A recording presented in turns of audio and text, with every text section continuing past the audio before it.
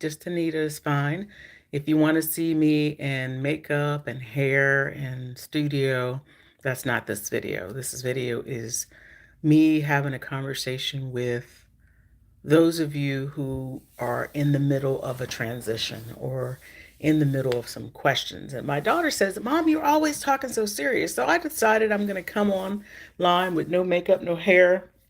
And really, I have just a t-shirt on because it's a chill day of us being in the house with snow and nobody's supposed to go out. I went downstairs a minute ago and I looked on my refrigerator and I had one of my business cards on there. And I looked, and the first thing that caught my eye was the word relationships. And if you know anything about me, I do business, relationships, and faith.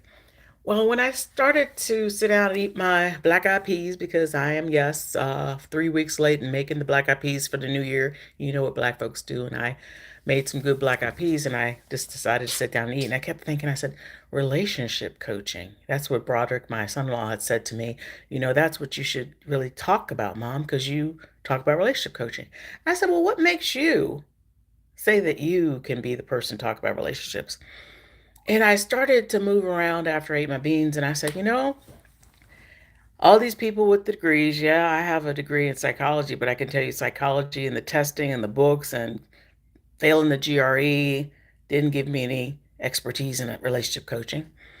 But I said, I've been single, I've been engaged, I've been betrayed, I've been married, I've been divorced, I've been a single parent, I've been remarried and blended family. I have been widowed, am widowed currently, and I'm single again.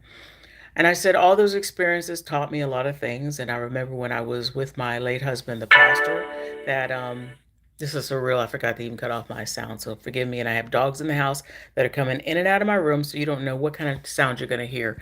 But what I realized in going through a lot of what I said I'd gone through, I said, when William and I were together, we kept noticing that a lot of people in long-term relationships were calling it quits.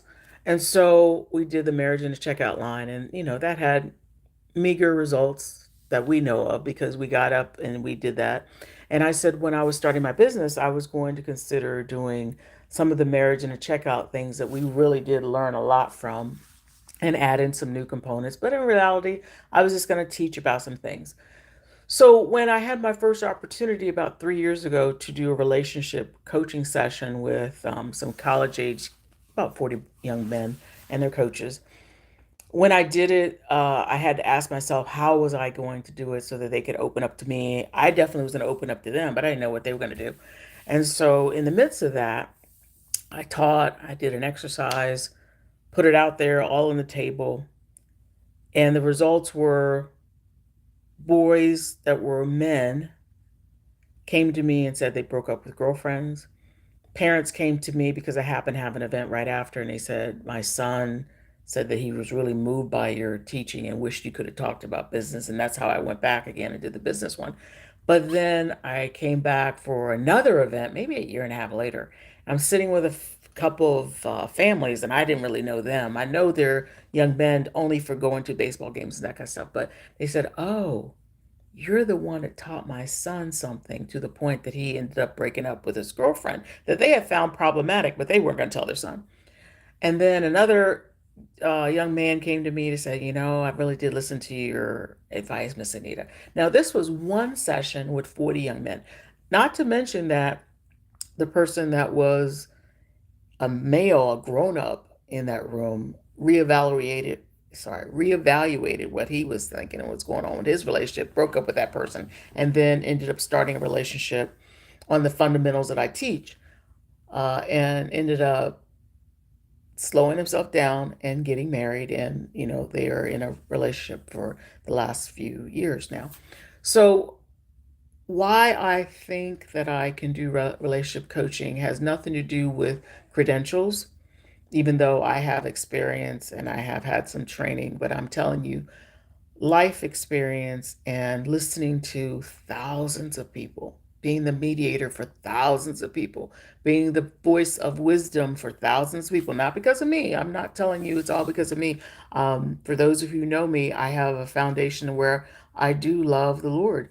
And that comes into every part of my life.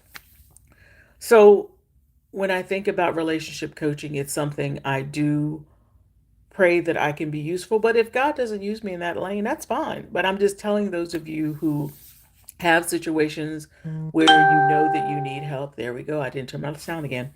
Um, that I want you to be sensitive that I'm available to come and to coach.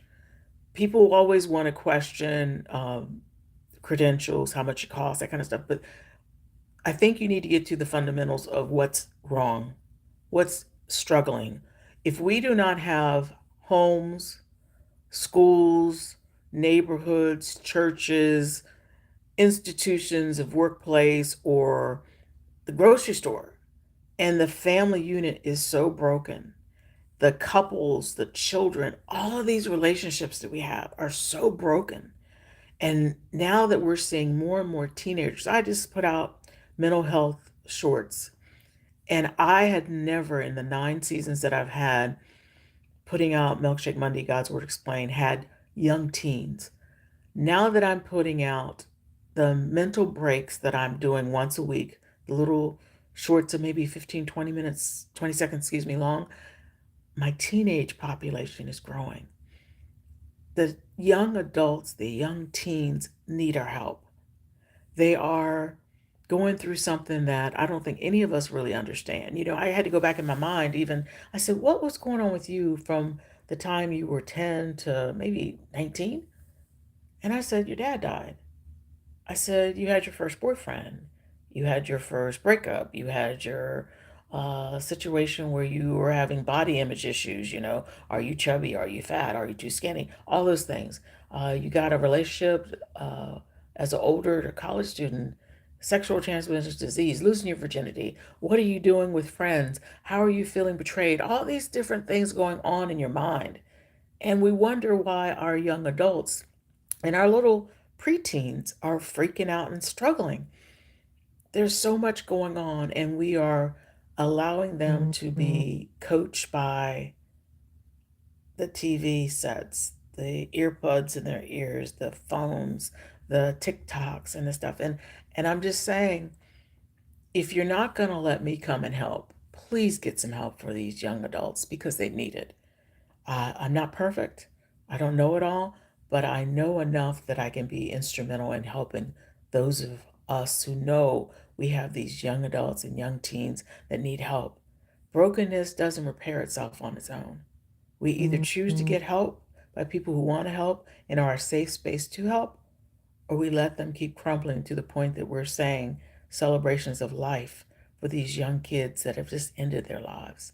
Don't mean to be gloomy, don't mean to be serious, don't mean to be bringing you down, but we got to get some help for these people. That's it.